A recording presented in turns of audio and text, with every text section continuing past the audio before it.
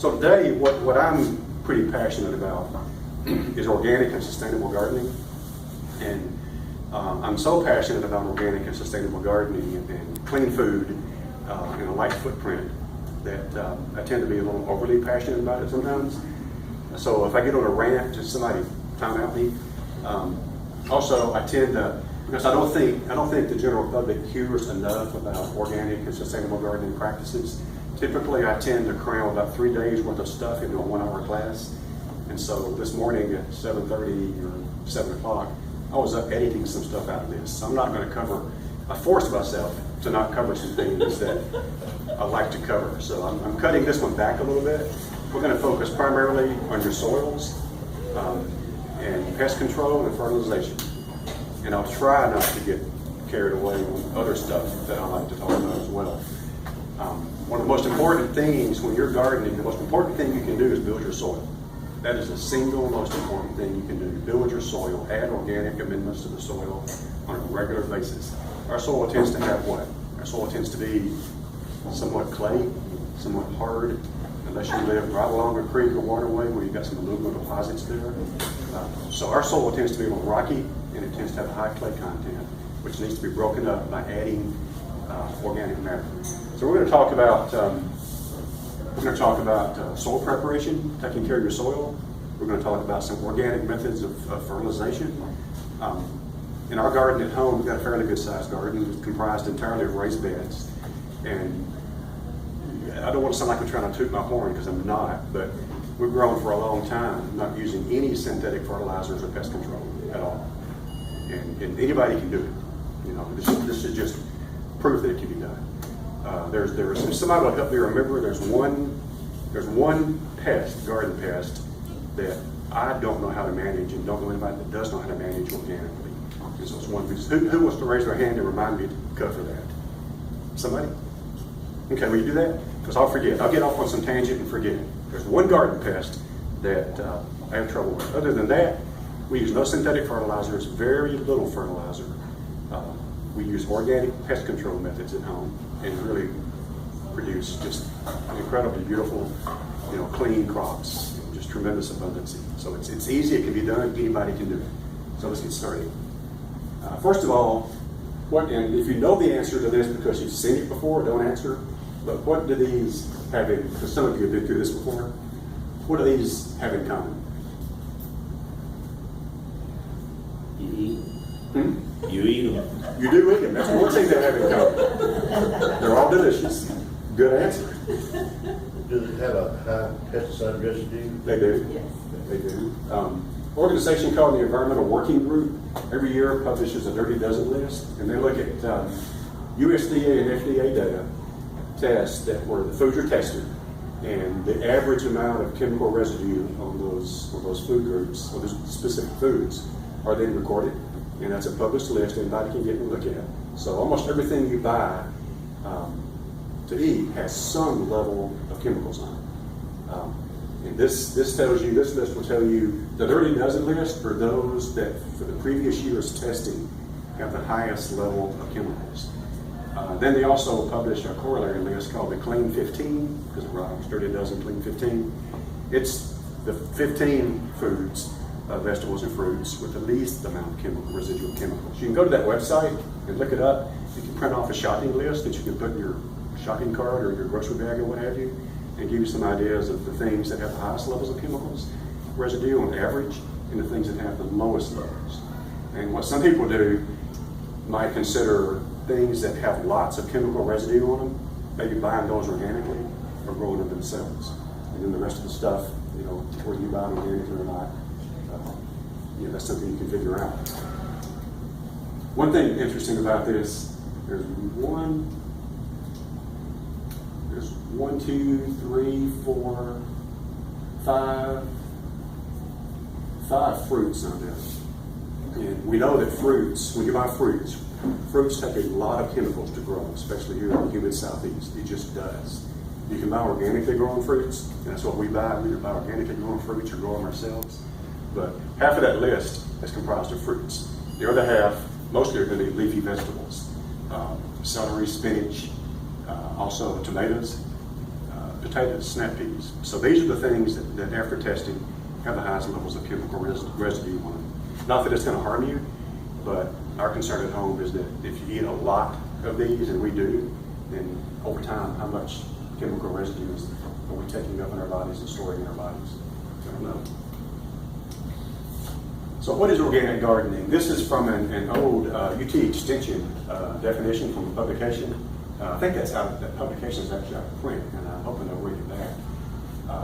Organic gardening is a system of gardening that attempts to utilize only sustainable, ecologically sound gardening practices, rejects the use of artificial pesticides, rejects the use of chemical fertilizers, and emphasizes building soil organic matter.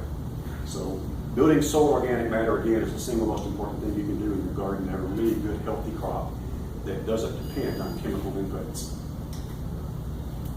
So why organic gardening? Well, we talked about the Dirty Dozen list.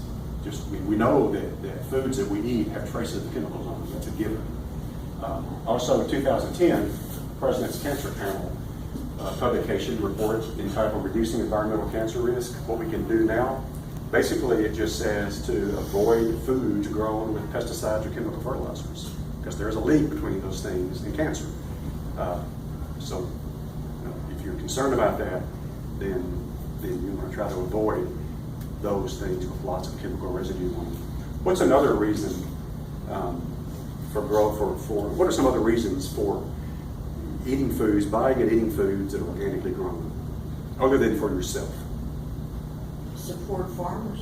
Support farmers who are going to the trouble to do that because it's more difficult. What's another good reason?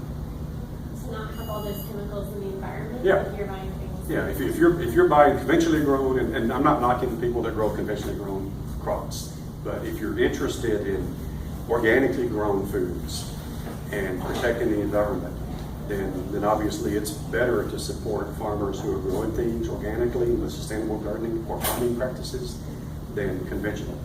And I'm always afraid that that's going to have some conventional farmer come back and being angry at me, but I'm not knocking conventional farmers at all. I'm just saying, if you're concerned about the environment, protecting your health, protecting the environment, then the best thing you can do is not support the introduction of chemicals into the environment by buying organically grown produce and fruits. So it's just another way of thinking about it. It's not just for protecting ourselves, it's the environment and the people that work in the farms as well, and trying to support the farmers themselves that are going into trouble. So this is our garden at home. And one thing, if you garden organically, you'll have to tolerate a little bit of aesthetical damage. You can see some bug homes. What we do, and we'll talk about that, but then I use organic spray to control some pests. But you just can't worry about, some people just can't tolerate imperfections, even in the leaves of their bean crops, for example. But you got to be able to tolerate that. It's not that big a deal. Also, if you spray lots of chemicals in your garden, what is this? It's a little tree frog. They live in our garden, they eat bugs, but they're helping me control pests. How do they breathe? How do they respirate? Through their skin. So what if you spray that guy with 7 garden dust? It's probably not going to do him a whole lot of good. Also, if you spray broad spectrum, non-selective pesticides in the garden that basically kill everything in it. This is a little predatory insect, and they're in the garden and they fly around catching other bugs and eat them. So they're helping too. If you use a broad spectrum pesticide that kills basically almost everything, then you're going to knock those out as well. And then also using lots of synthetic fertilizers in your garden tend to build up a lot of salts in the soil.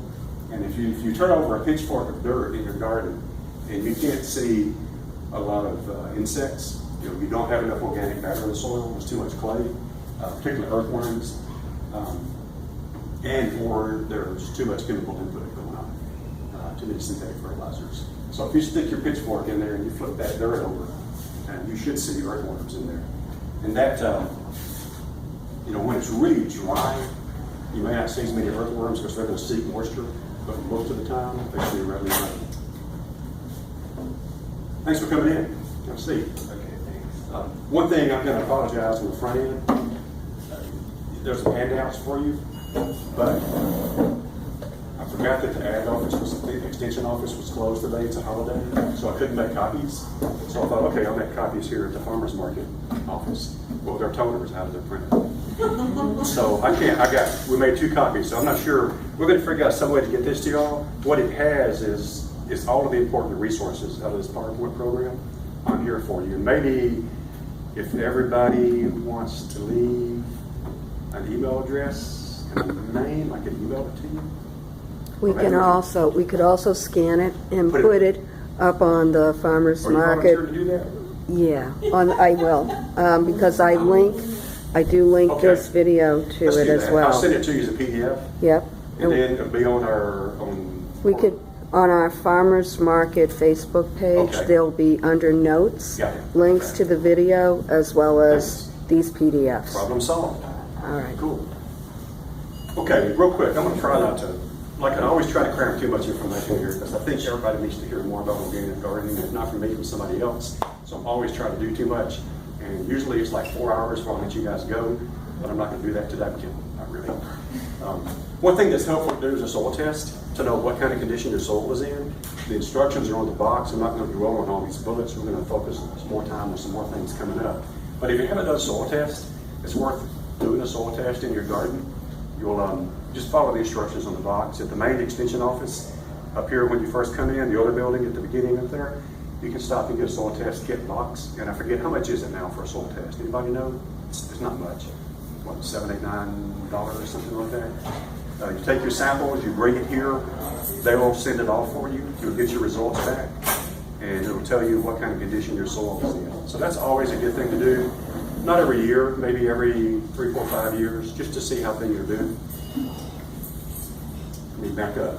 Also, we're going to come to this in a minute. You're going to get back a recommendation for, say, 10-10-10 fertilizer, so many pounds per acre, or so many pounds per 1,000 square feet, I think is how it's going. We're going to talk in a minute about how to convert that fertilizer recommendation, which really what they're giving you is it's a synthetic fertilizer formulation, basically, that you're going to get. Most people will get that test result. They'll go to a big box store, a grocery store, and they'll buy a synthetic fertilizer that matches what they're recommending and go home and use it. Well, we'll come to this in a minute, and you can make your own fertilizer that equals that. Yes? Quick question.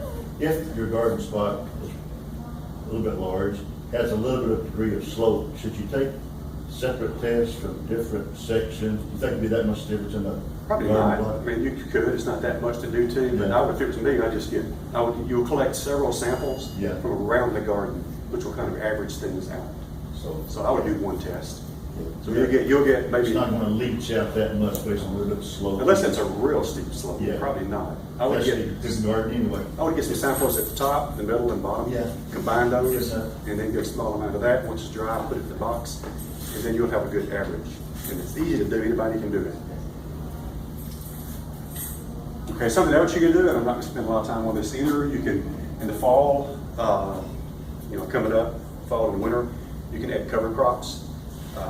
And then once those cover crops are mature, you can turn them into the soil and chop them up, and you're adding wonderful organic matter. If your cover crop is a legume of some type, then you're adding nitrogen to the soil, right? Because we know that legumes will add nitrogen back to the soil. Some good popular cover crops are clover, which is a legume. Clover will add nitrogen back to your soil. Oats, winter peas, hairy vetch, cereal rye are all really good. You'll plant them in the late summer, early fall when you're done with that gardening spot, and then let it come up, let it grow for a while, and before it goes to seed, you're going to chop it into the ground. You can add 2 inches of organic matter. That organic matter might be compost, we'll talk about that in a minute. It might be coffee grounds, it might be composted manure, shredded garden leaves. Be sure to shred your leaves if you're going to use them on your garden, or even grass clippings from chemical-free lawns. Don't use grass clippings from lawns that have been chemically treated, because those chemical residues are going to wind up in your garden and have been proven to impact your plants. Cover crops, and either green cover crops or adding organic matter to the soil at the end of the gardening season is a really good thing to do to help build that organic matter. So let's talk about composting in just a minute. A friend of mine, Mark Murphy, another master gardener, does a fascinating composting program. How many people compost? Wow, okay. How do you compost? Is it like barrel, a pile, a bin? I've got three wooden, one I call the big pen. It's Okay. like Yeah. 4x4, Yeah. yay high, and another one is tall, it's about 4 Okay. foot tall, 3x3, and then I have a small one, it's my third one. Okay. I move them over, and the third one's the smallest one. Composting is a great thing to do. It's a great way to recycle, to take things that normally go in a garbage can that goes to the landfill and put them in your garden and turn it into organic matter and put it back in your soil. It's easy to do. Composting can be as simple as just piling stuff up in the backyard and just letting it decompose like that, not doing anything to it. Or it can be as elaborate as doing, the really nice 3-bin wooden composting system. We'll show you some of those in just a minute. But everybody should compost. If you do anything at all in your yard, you can use compost not only on garden vegetables, but also around plants in the yard as well. And we'll talk about. You'll go to the dump less. You'll go to the dump list, yeah. You'll take home, we recycle and we compost, and it's all we can do at the end of a week to work up one bag of trash. And it's a small, it's like that. That's all we can produce. The rest of it's composted or recycled. So just real quick on composting. You're gonna need something, typically people put it under the kitchen counter in the kitchen or on the counter. Most people put it under the counter. Something to collect your vegetable scraps in. Orange peels, banana peels, tops of peppers, just potato peels, if you peel potatoes, just any kind of produce that you're preparing, tops of carrots, just anything can go in there that you're not going to eat can go in there. No dairy and no meat products though. But everything else, put it in that bucket. Some kind of container. It can be a pickle jar, coffee can. Yes. What about eggshells? Eggshells, yes. Compost your eggshells. Yeah, definitely. Put your eggshells in there. When I say no dairy products, that's a good point. Not the eggs themselves, but the shells, yes. Composting bins, we like a stainless steel composting bin. I'll show you a picture of it in a minute. It's available from Walmart, Value Growers, Target, other places. It's just indestructible. You'll see these really cute, little pretty ceramic, you probably look like fire hydrants, little ceramic composting bins, see them everywhere. I guarantee you'll break it in less than a year. This is ceramic. And you're going to be hauling it back and forth to the garden. So stainless steel is the way to go. Pickle jar works too, coffee can. Whoa, what did I do? Okay, this thing's actually about that tall. And what I like about this is one, it's stainless steel. It's very clean, easy to clean, indestructible. You can drop kick it across the backyard, it won't hurt it. Has a removable lid and a charcoal filter in it. And so what that does is it has the hose in the top. So what that does is lets moisture out, but not odors. So if you use like a pickle jar that's tight, it's airtight, it's going to get pretty nasty in there in a few days. But if you let some of the moisture out by using that bin there with the top, then that keeps them getting quite as yucky. It's still going to get yucky inside, but not quite as bad. And those things, I think, are like $25, $19, something like that. How long should it take for it to break down into dirt? We'll come to that in a minute. Okay. Sure will. Good question. Okay, I'm going to come to that in just a second. So composting, you're collecting stuff in the house, under the kitchen sink probably. You're going to either purchase a composting bin, you can buy them ready-made, or you can build your own. And composting, again, can be as simple as piling yard waste and garden waste in the backyard and leaving it. It takes longer like that, but it still will break down. You might occasionally want to turn that with a pitchfork, but it's going to break down. Nothing fancy, if we pile stuff in the corner of the yard, it won't stink. If it does stink, you're doing something wrong, and we'll come to that in a minute too.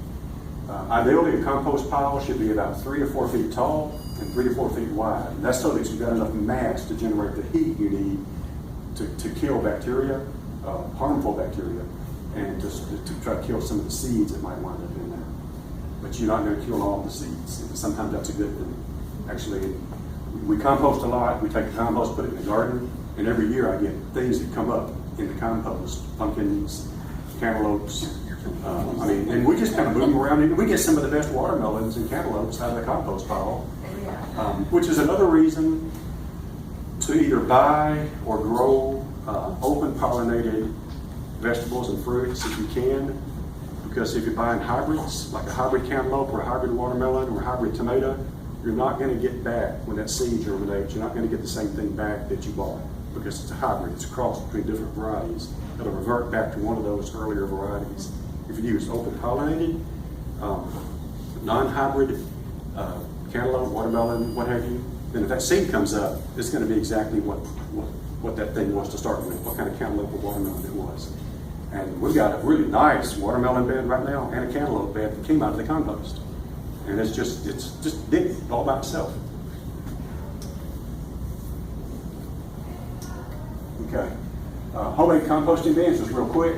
You can take a 3 to 4 foot length of fence, like some kind of either woven wire or chicken wire or the steel reinforced concrete wire people use to make a lot of gardening devices out of. But you need some kind of wire bin. That's one easy way to do it. About 3 feet across and about 3 to 4 feet tall. And you put your stuff in there. And once it gets full, take it off, set it to the side, and then fork all the stuff into it again, and that turns it. Or you can make a wooden pallet bin.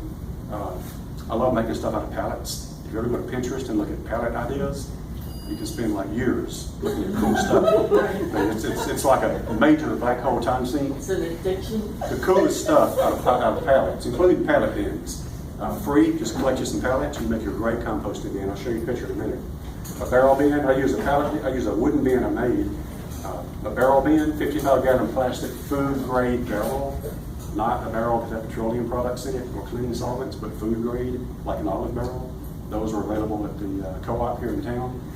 And with holes drilled in it for aeration, when you compost, you've got to have air, oxygen getting to it. That's why you turn it, and that's why you either use a wire bin, a pallet bin with open slats, or a barrel with holes drilled in it, or a wood slat bin that you can build yourself. And so these are some examples. This is the barrel bin. It's an olive barrel from Spain, and just fill it full of holes. Put enough holes in it that it almost falls apart, but not quite. That one's actually got more holes in it now because it didn't have enough. And then to aerate it, you can stick a fork in it, pitchfork, or a compost fork. You just turn it, or you can lay it over on the side, roll it around the backyard. Neighbors think I'm nuts. But you can roll it around the backyard and then stand it back up, and it mixes and aerates your compost. And eventually we'll get too heavy to do that, but for a while you can do that. Here's the wire bin. This is extremely simple. It's just a round wire bin. And you just put stuff in it. When it gets full, take it off, set it to the side, get a fork, and put it back in it. It turns it. And this is a homemade wooden compost bin. That's the best. That's like the Cadillac compost bin. It's a 3-bin system. You start in one end. When that one end gets full, you fork it to the middle, and that stuff is partially cured. And then you start putting fresh stuff in this end again. And then when this gets full, you fork that one to the end. That's your finishing bin when the compost finishes. The middle is partially cured, and you're adding new stuff. So you're constantly moving stuff from the left to the right or the right to the left. Just moving through that system. And then here's the pallet bin. Real easy to make. You can screw them, bolt them together. You can put steel rebar in the ground just to hold them up. Anything you want to do, and it's a free, really nice composting bin. It looks nice. They look good. They're cool. They're really neat. It's like chairs. How long does it take? It depends on how good you are at managing your compost system. I used to tell people that if they really manage it well, you can get compost in about 3 months, and you can. But I've learned that by waiting a little bit longer, you'll get better compost. So if you're not in a really big hurry, 6 months or so, as long as you're keeping it aerated, then you'll have really good compost. And if you're constantly making it, and you've got several finishing bins, either several barrels or several of these, then you've constantly got finished compost working through the system. One caveat about composting, if it stinks, and it might sometimes, that means it's too wet and you've got too much green stuff in it. I'm not going to get into that list too. You can look up composting, you can look up greens and browns. You got to have the right ratio, more brown stuff like leaves, shredded paper, more brown stuff than green stuff like vegetable clippings. That keeps the moisture level right, and the process of breaking the stuff down right so it doesn't smell. If it smells, you need to add some shredded leaves, add some wheat straw, add shredded newspapers, because you just got too much green stuff in there. And it's easy to do. That's really the only problem. Too much brown stuff, and it just breaks down too slow, but it doesn't stink. So if you stick your head in there and it smells bad, throw some brown stuff in there. Leaves. What about more dirt or You can more put- compost in there? You can add more compost. And usually when I compost, I leave a layer at the bottom I don't completely empty the compost when it's finished, and I use that as just to help jumpstart the next compost pile because it's got all those microorganisms in it. So I add that. You can also add a shovel full of garden dirt, which is really good because you're adding those organisms. Yeah, that'll help too. If you're going to shoot, a compost thermometer is not necessary, but it's kind of fun. It's just like that long, and it's got a probe. You know, you stick it in your compost pile and see what temperature you get. You're shooting for about 140 degrees, and you know if you get there, you're going to kill most of the stuff you don't want in the compost. You may not get there, but it's kind of fun. Just you can take your compost temperature. It's kind of cool. You might look in there and see these little segmented grayish-brown buds all over the place. The first time I saw that, I thought, well, I'm really screwed up here. This is bad. What are these things? Turns out they're black soldier fly larvae, and they're actually breaking down the compost. And they're very, very efficient at helping you break down your compost. You can actually, in a barrel, because it's enclosed, you can actually put your head down and hear them in there crunching away. And there are literally hundreds, if not thousands, of those things in there just eating away. And then eventually, the insect, the black soldier fly, he'll bolt out of this, you'll leave this behind, and you'll fly away. Yes? Reggie, do you have control of the air conditioner in here? Because most of us are freezing. Pardon? If you can see the women, they're all doing this. I don't know. Let's see.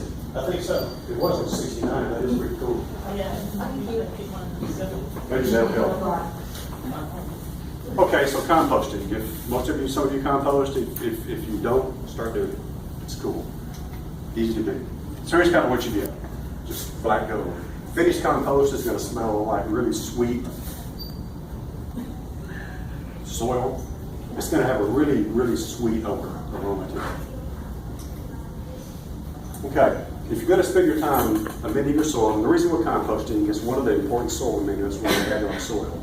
Compost is going to be full of microorganisms that are going to just supercharge your soil, add nutrients and organic matter. We're also going to talk about raised beds real quick. I'm a firm believer in raised beds. I think it makes your gardening life a lot easier. And when you're spending your time and effort adding organic matter to your soil to build up your soil fertility, if you're not using raised beds, then when you take a garden the size of this room, say, and you're not doing a raised bed, you just you till the entire thing, right? At the end of the season, in the beginning of the season with a roller tiller. That's kind of how you do that on a tractor. And your organic matter is just going to get scattered everywhere, which is okay because you're amending the soil in this entire area. But that's okay, but I'm not worried about amending soil where I'm walking in the paths between plants. I want to amend the soil exactly where the plants are growing and contain it. So raised beds are a really good way of doing that. Don't use pressure-treated lumber. Use cedar. There's a place called Grant Cedar Mill in Alexandria. That's just one I know of. They sell untreated dimensional cedar lumber, and I use that. A lot of people do. You can also buy untreated lumber in a local lumber yard, but just don't use pressure-treated lumber. So raised beds, they don't have to be that high. When people talk about raised beds, there's two reasons that you do raised beds. One is to contain organic matter. So all the organic matter that goes into these boxes stays in those boxes. It doesn't get scattered everywhere. Another reason to do raised beds is as we age, our knees and back kind of, not what it used to be.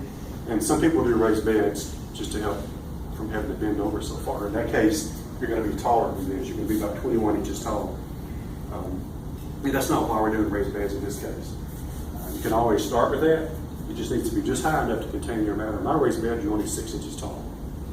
I'm just trying to contain organic matter.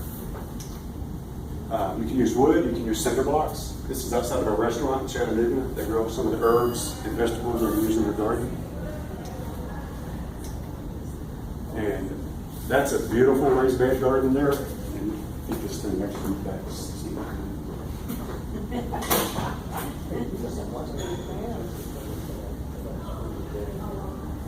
Not quite sure how to do it.